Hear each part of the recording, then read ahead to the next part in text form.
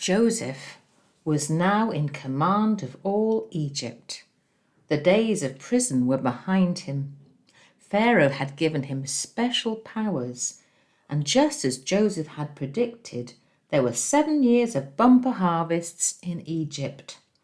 During these years, Joseph requisitioned for the government a portion of all the crops grown, which meant everybody had to give Joseph a fifth of everything they produced.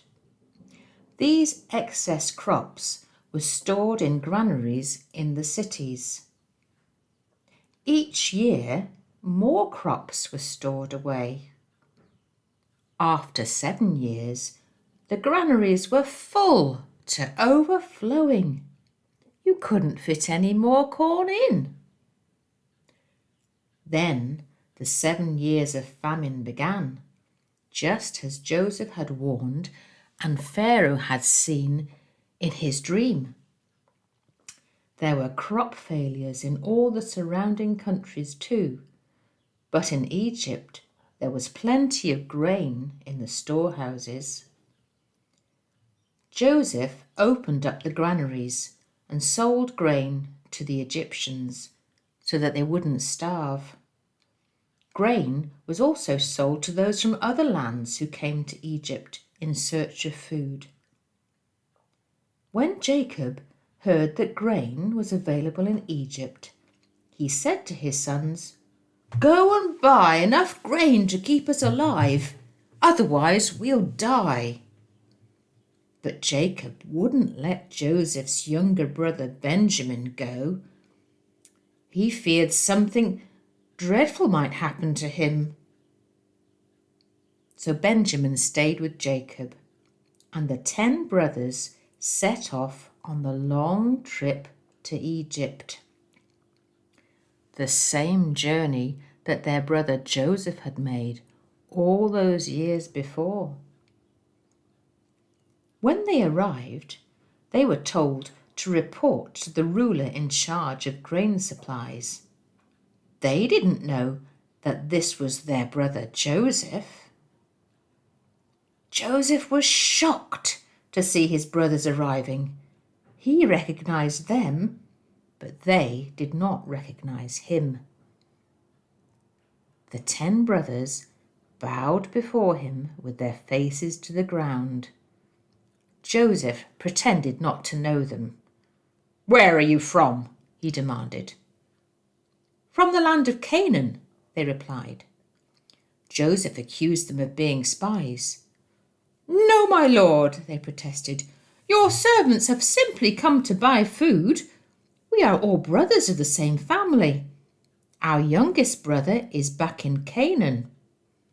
"You are spies," Joseph insisted. "I swear by the life of Pharaoh that you will never leave Egypt unless your youngest brother comes here.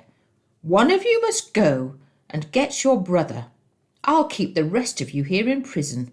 Then we'll find out whether your story is true or not."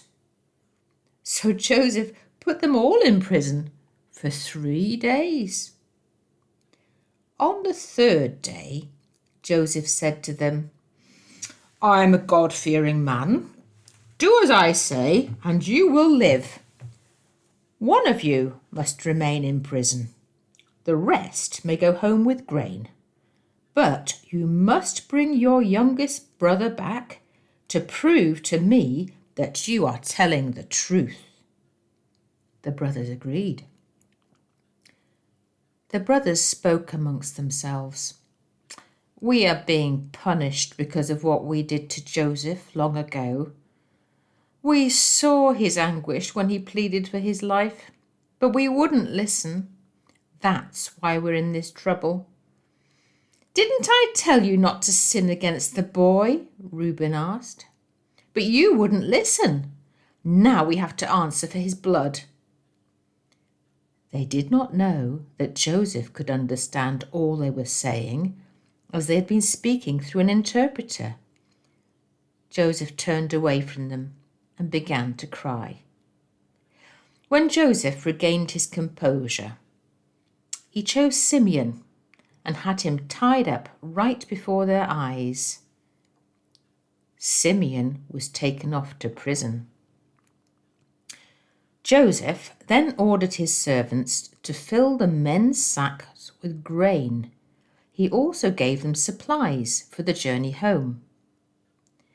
But Joseph then gave secret instructions to return each brother's payment at the top of his sack.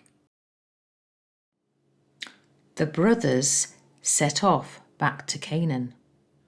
When they stopped for the night, they discovered the money in the top of the sacks.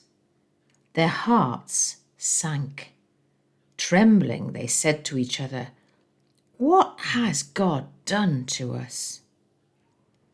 When they got home, they told Jacob all that had happened. Jacob was also terrified when he saw the returned money. "You are robbing me of my children," he cried.